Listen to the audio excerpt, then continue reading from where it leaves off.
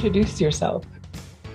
We see this on social media groups, we hear it in Zoom meetings and networking events, and we all know that it's very common. It's something we all need to do, and we were born thinking we knew how to do it, how to introduce ourselves, but we still freeze, we still look at our shoes, we still fiddle with the camera, we still have trouble introducing ourselves. And this is something that a lot of our students in our sales courses have difficulty with. In fact, some of them avoid networking meetings altogether simply because they don't know what to do when they need to introduce themselves. That first interaction with a new person is just one of the most difficult things that we do as human beings.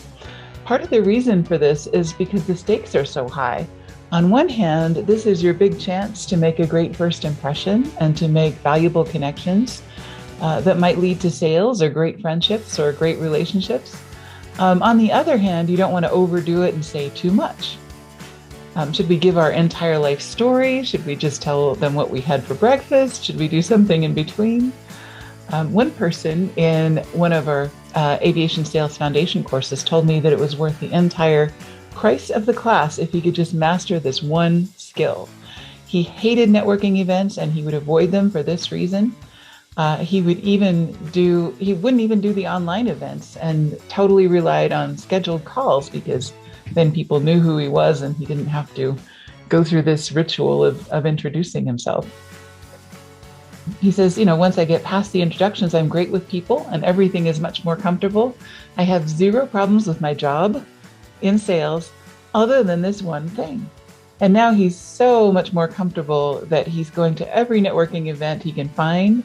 And he's one of those people that just knows everybody, and he's getting much better results, of course, in his sales career, and his income reflects that and everything else. So we're really happy when those kinds of things happen and when we can help people get past something that's such an impediment. So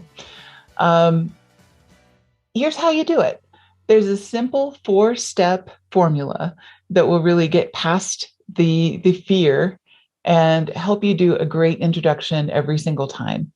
Now, you're going to have to adapt this to any event that you're going to, and you're also going to have to practice in order to make this feel comfortable and in order to get really good at this. So I'm going to tell you the 4-step process, and then I'm going to do one. And then we're going to work on a couple of different iterations of this. So here's what you do. First, start with why you're here in the first place and why you're introducing yourself. So if you're at a networking event or a Zoom call, you thank the host and tell them why you're excited, or hopefully you're excited to be at that particular event or meeting or with those particular people. The second thing you want to do is you're going to use your name and title. And you might want to add something to help people remember it. So if you have a clever title or tagline like Jet Values Jeremy, you want to use that. If you have an interesting name that's people mispronounce all the time, you might give them some way to rhyme it or something like that to help them remember your name. Third, you want to tell them what you can contribute. People don't really care who you are until they know more about what you can do for them. It's the what's in it for me factor, right? And then 4, you want to end with something funny, unique, or relatable about yourself. Now, you don't want to turn into a comedian if that's not your personality. And I'm, not a stand-up comedian. I, have trouble with humor. So I'm probably going to do something more relatable or something like that. So you want to fit this to your personality, fit it to the situation, and you want to practice it. It may feel goofy, but it will be a lot less goofy in the moment than it will be when you just practice it in front of a mirror, or even practice it in your head in the car on the way to wherever you're going to. So the whole thing, the 4 steps: why you're here, name and title, what you can contribute, end with something funny, unique, or relatable. So those 4 things, you could do those in a minute or 2, depending on the context. So if you're in our marketing lab, we're adding introductions in the say hello section of the group. This is how you get there. Okay, so here I am. I typed in circle.aviationbusinessconsultants.com. or I used a link from my email to get here. And this is the Aviation Marketing Lab community on Circle.io. Now, I am going to go ahead and sign in with an email because I have an email sign in. And once I log in, I'm going to see the home screen. And I can see all kinds of articles that people have written lately. And what I'm going to do is go to the Say Hello tab in the upper left-hand corner. So I'm going to click that. And what I see here is introduce yourself. So I'm going to click that. And there are a bunch of questions here. Now, I know when we talked about introducing yourself, we used a 4-step process. And this kind of takes the place of some of that, and maybe makes this a little bit deeper and cooler. And sometimes when people ask you to introduce yourself, they're going to give you some prompts like this. So you can pick one or two or all of these to answer in your introduction, as well as the 4-step process. And once again, that's basically why I'm here, my name and my title or tagline, what I hope to contribute, and something interesting or relatable or funny about myself. So that's what I'm going to include in my introduction. Now, I can either write an introduction, or I can upload a video or some pictures or anything like that, or do both.